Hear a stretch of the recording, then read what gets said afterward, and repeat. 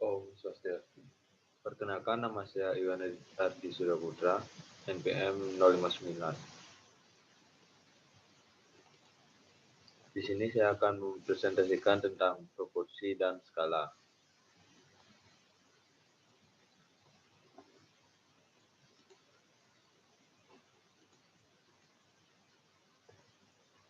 Proporsi dan skala.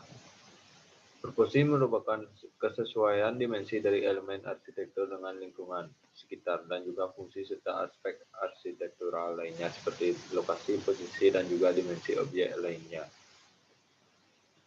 Skala adalah perbandingan dari ruang atau bangunan dengan lingkungan atau elemen arsitektural lainnya. Proporsi material. Seluruh material bangunan di dalam arsitektur memiliki sifat elastisitas, kekerasan, dan daya tahan yang unik. Karena tekanan di dalam material yang berasal dari gaya gravitasi akan bertambah sejalan dengan ukurannya, maka seluruh material memiliki dimensi rasional puncak yang tidak dapat dilebihinya. Misalnya, plat beton memiliki ketebalan 10 cm dan panjang 2,5 meter diharapkan dapat memikul beban sendiri sebagai sebuah jembatan di antara dua tumpuan. Proporsi struktural. Pada konstruksi arsitektur, elemen-elemen struktural dituntut agar mampu membentangi ruang dan menyalurkan beban mereka melalui penopang-penopang vertikal ke sistem fondasi sebuah bangunan.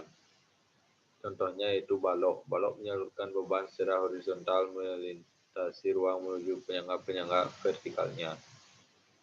Proporsi pabrikan.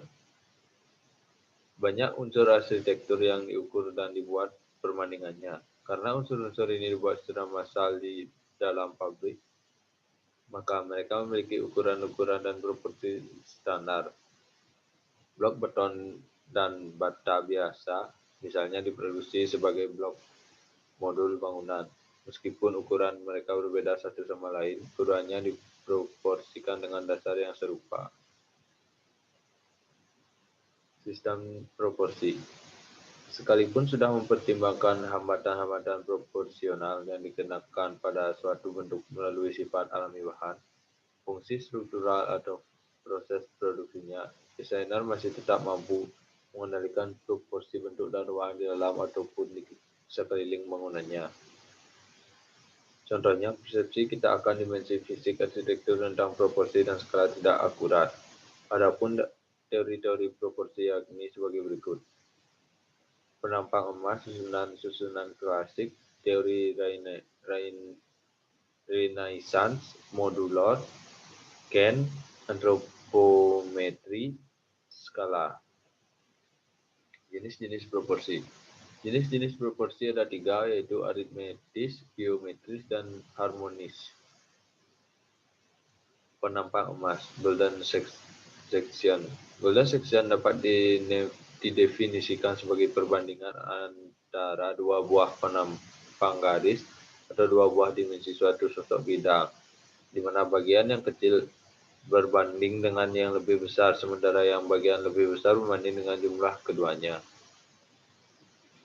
Garis-garis yang mengatur. Jika garis-garis diagonal dari dua buah persegi panjang sejajar satu sama lain, mereka menandakan bahwa kedua persegi panjang tersebut memiliki proporsi yang serupa. Garis diagonal dan garis yang menandai tatanan bersama elemen-elemen disebut garis-garis yang mengatur. Tatanan klasik.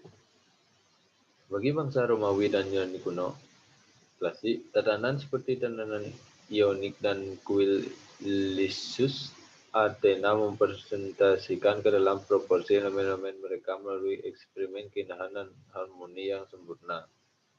Order klasik menurut Vignola. Yang pertama ada Tuscan, Doric, Ionik, Corinthian, Composite. Klasifikasi menurut intercolumination, jarak antar kolomnya. Pycnostyle, C-style, U-style, Ia-style, dan Ariosto-style. Teori-teori Renaissance. Pythagoras menemukan bahwa konsonan-konsonan sistem musik Yunani dapat diekspresikan oleh deretan angka sederhana. 1, 2, 3 dan perbandingan mereka 1:2, 1:3, 2:3, 3 dan 3:4. Prinsip Pitagoras adalah segala sesuatu diatur menurut angka. Pitagoras untuk menentukan ketinggiannya. Dalam teori itu terdapat 3 jenis medium, yaitu aritmetis, geometris, dan harmonis. Modulor. Lee Corbusier mengembangkan sistem proporsinya modulor untuk menyusun dimensi-dimensi yang mengandung dan yang dikandung. Lee Corbusier melihat bahwa modulor tidak hanya merupakan serangkaian angka dengan satu harmoni dasar, namun juga sebagai satu sistem pengukuran yang dapat mengatur panjang permukaan dan volume serta mempertahankan skala manusia di mana-mana. Ken. Unit pengukuran tradisional Jepang. Ken diperkenalkan pada akhir pertengahan abad pertengahan Jepang. Meskipun awalnya digunakan hanya untuk menandai interval antara dua kolom dan diverifikasikan dalam ukuran Ken segera dijadikan standar untuk arsitektur hunian.